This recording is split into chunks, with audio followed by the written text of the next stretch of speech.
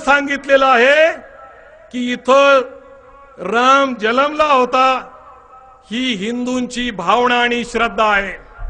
ज्या देशामध्ये संविधान सर्वश्रेष्ठ आहे त्या देशामध्ये भावना आणि श्रद्धेवर निकाल दिलाच कसा जातो। आणि एकदा असे निकाल द्यायला सुरुवात झाली की दादोजी कोंडदेव गुरु होते, या श्रद्धेला सुद्धा भावनेमध्ये रूपांतरित केलं जाईल आणि आमच्या माथ्यावर तो खोटा हेर असलेला रामदास आणि दादोजी कोंडदेव थोपवला जाईल। ज्या ब्राह्मणांनी शिवाजी महाराजांच्या राज्याभिषेकाला विरोध केला तेच ब्राह्मण नंतर शिवाजी महाराजांची लोकप्रियता पाहिल्यानंतर, महात्मा फुलेंच्या बहुजन चळवळीला पाहिल्यानंतर, तुम्हाला मगाशीच आपण सगळ्यांनी पाहिलं की सत्यशोधक चळवळीची घोषणा होती, आला छत्रपतींचा मेळा, भटांनो पळा पळा पळा। छत्रपती शिवाजी महाराज यांची लोकप्रियता पाहिल्यानंतर जाणीवपूर्वक टिळकांनी विका राजवडेंमार्फत दादोजी कोंडदेव आणि रामदास घुसडले की ब्राह्मणांच्या गुरु आणि शिक्षकाशिवाय शिवाजी घडलाच नसता। रामदास आणि दादोजी कोंडदेवला इतिहासातच घुसवायचं होतं तर कुठला तरी छोटा मोठा एखादा कार्यक्रम किंवा काहीतरी दिला असतं, पण तुम्ही गुरुपदी बसवलं। गुरुचा अर्थ कळतो का? गुरु म्हणजे जो जीवित कार्याची प्रेरणा देतो तो। शिवाजी महाराजांचं जीवित कार्य होतं बहुजन समाजाला स्वराज्य आणि स्वातंत्र्य देण्याचं। अरे स्वराज्य आणि स्वातंत्र्य देण्याचं कार्य हे शिवाजी महाराजांचं होतं, त्याचं सगळं श्रेय रामदास आणि दादोजी कोंडदेवला देण्यासाठी टिळकांनी योजनाबद्ध विका राजवडेकडून हे सगळं लिखाण करून घेतलं। हे मी म्हणत नाही, हिंदू हृदय सम्राट बाळासाहेब ठाकरे यांचे वडील प्रबोधनकार ठाकरे म्हणतात। कारण मी म्हणलेला आज काहीच महत्व नाहीये। ज्योतिराव गोविंदराव फुले त्यांच्या हयातीमध्ये आपल्यासारखा संघर्ष करत होते, त्यांच्यावर मारेकरी घातले, त्यांना त्रास देण्यात आला। सावित्रीबाई फुलेंना रोज शाळेत जात असताना दगडशेन गोट्यांना सामना करायला लागत होता।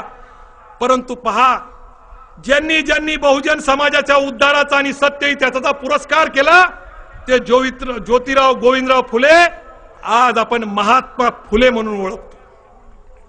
जे प्रबोधनकार ठाकरे, हिंदू धर्म हा बठी ब्राह्मणांचा धर्म आहे, हे एक पिचलेलं गाडगा आहे, ब्राह्मणांनी या देशातल्या बहुजन समाजाला गुलाम केलेला आहे असं सांगतात, त्यांना आम्ही वर्तमान काळामध्ये प्रबोधनकार ही पदवी दिली।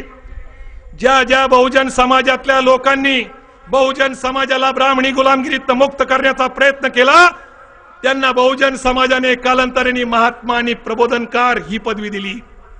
देशाने बाबासाहेब आंबेडकरांना भारतरत्न हा पुरस्कार दिला। ज्यांना चौदार तळे आणि काळाराम मंदिरामध्ये दगडी मारली त्या बाबासाहेब आंबेडकरांना आम्ही भारतरत्न पुरस्कार दिला।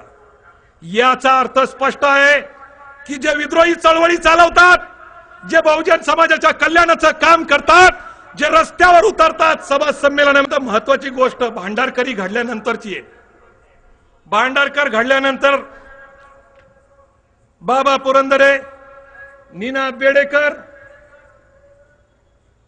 आणि अनेक ब्राह्मणांच्या इतिहासकारांनी असं जाहीर केलं की या पुढील काळामध्ये आम्ही शिवचरित्रावर भाषण व्याख्यान करणार नाही।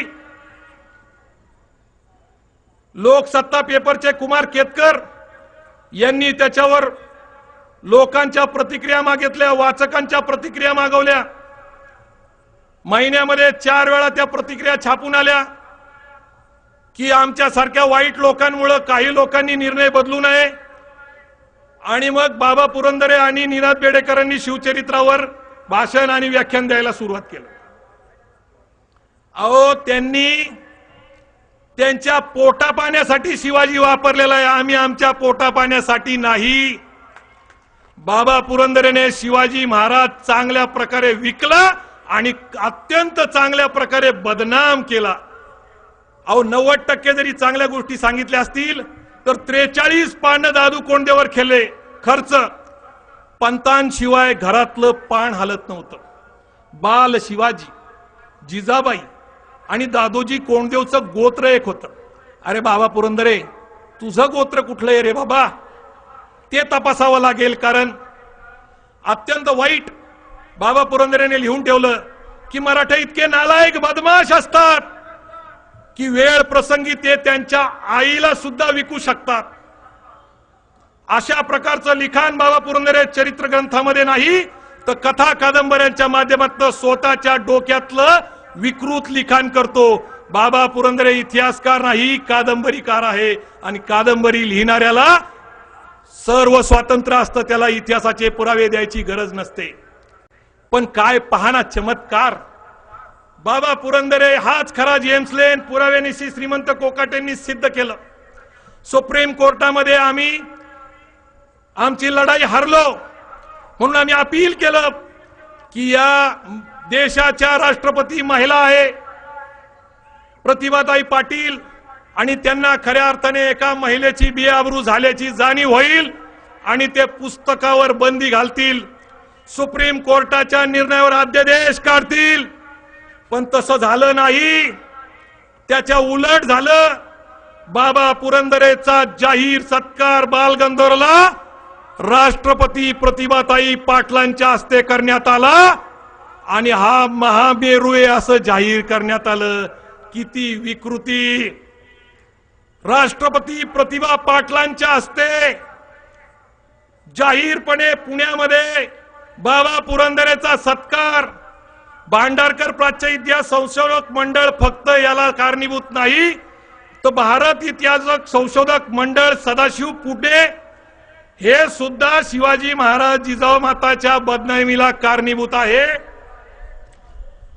त्या भारत इतिहास संशोधक मंडळ आणि बाबा पुरंदरेचा सत्कार जाणीवपूर्वक ज्यावेळेस आम्ही आरोप केला सुप्रीम कोर्टाच्या निर्णयाच्या विरोधामध्ये, आजकाल मला लोक धमकी द्यायला लागले, काय पोलीस अटक करतील. आता पोलीस अटक कशासाठी करतील? नाही म्हणते तुम्ही अत्यंत विद्रोही बोलता. आम्ही जर विद्रोही बोलत असेल आणि विद्रोह आमच्या महापुरुषांचाच विचार असेल तर तुम्ही आमच्या केसाला सुद्धा धक्का लावू शकत नाही. कारण बाबासाहेबांनी घटनेतच तरतूद केली बोलण्याचं आणि लिहिण्याचं स्वातंत्र्य. अरे बाबासाहेब जर घटनाकार झाले नसते ना तर तुम्ही काय मी काय, तुम्ही इथं जमला नसता, मी इथं बोलू शकलो नसतो. बाबासाहेबांचे उपकार माझ्या अंगावर कधी कधी शहारे येतात की दुर्दैवाने बाबासाहेबांना घटना समितीमध्ये जाता आलं नसतं तर मनुस्मृतीचा कायदा असता. मनुस्मृतीचा कायदा असतो. आजही RSS घटना मानत नाही. आजही ते 26 जानेवारी 15 ऑगस्ट साजरे करत नाही. त्याचं कारण घटनेमध्ये आम्हाला बोलण्याचं, लिहिण्याचं, संपत्ती जमवण्याचं, शिक्षण घेण्याचं, आरोग्य सांभाळण्याचा अधिकार दिले. मनुस्मृतीने काय दिलं? शिक्षण बंदी, संपत्ती बंदी, शस्त्रबंदी, रोटी बंदी, बेटी बंदी, तटबंदी. 26 जानेवारी 1950 पूर्वीपर्यंत बहुजन समाज गुलामीचं जीवन जगत होता. छत्रपती शाहू महाराजांना मनुस्मृतीच्या कायद्याप्रमाणे शिक्षा करण्यात आली. कारण कुराणामध्ये अशा शिक्षेची तरतूद नाही. संभाजीराजांचा गुन्हा काय होता? संभाजीराजांनी बुधभूषण, कवी नशीक, 7 शतक, नायिका भेद हे संस्कृत आणि हिंदीमध्ये ग्रंथ लिहिले होते. धर्म कायदा सांगतो शिवाजी महाराज शूद्र आहे, त्याला राजा होता येत नाही. संभाजी महाराज शूद्र आहे, त्याला लिहिण्याचा अधिकार नाही. आणि जो संस्कृतचं पठण करल त्याचे डोळे काढा, जो उच्चारल त्याची जीभ काढा, त्याच्या कानात शिसवता, त्याचं शरीर छिन्न भिन्न करून मारा. आबाजी भट औरंगजेबाचा पंतप्रधान यांनी आदेश काढला. त्यांनी औरंगजेबाला सांगितलं कदाचित तुमचा आणि संभाजीराजांचा तह होऊ शकतो, परंतु वैदिक धर्मग्रंथाप्रमाणे संभाजी आमचा गुन्हेगार आहे आणि तुम्ही जर संभाजीला या प्रकारे मारलं नाही तर आम्ही तुमच्यावर बहिष्कार टाकू. ब्राह्मणांचा दहशतवाद किती होता माहितीये तुम्हाला? जिजिया कर लावण्यात आला होता, धर्मावर आधारित जिजिया कर. ब्राह्मण औरंगजेबाला जाऊन भेटले, त्यांनी सांगितलं तुम्ही जर आमचा जिजिया कर रद्द केला नाही, एक तर आम्ही या देशातले मूळ निवासी नाही, आम्ही आर्य आहोत, आम्ही परदेशात आलेलो आहोत, खैबर खिंडीत आलेलो आहोत. जसे तुम्ही आलात तसे पहिले आम्ही आलो आहोत. आमचा जिजिया कर रद्द करा. जिजिया कर रद्द करण्यात आला. आम्हाला काय शिकवलं जातं? आटके पार झेंडे पेशव्यांनी लावले. आणि पानिपतचं युद्ध कोण हरलं? पानिपतचं युद्ध मराठे हरले. अरे बाबा, आटके पार झेंडे जर पेशवे लावायला गेले होते तर पानिपतचं युद्ध येतानी झालं ना. मग पेशवे का हरले नाही? तिथं मराठे हरले. अहो, मोहम्मदशाह गोरीला सोमनाथाचं मंदिर लुटण्यासाठी ब्राह्मणांनी बोलवलं.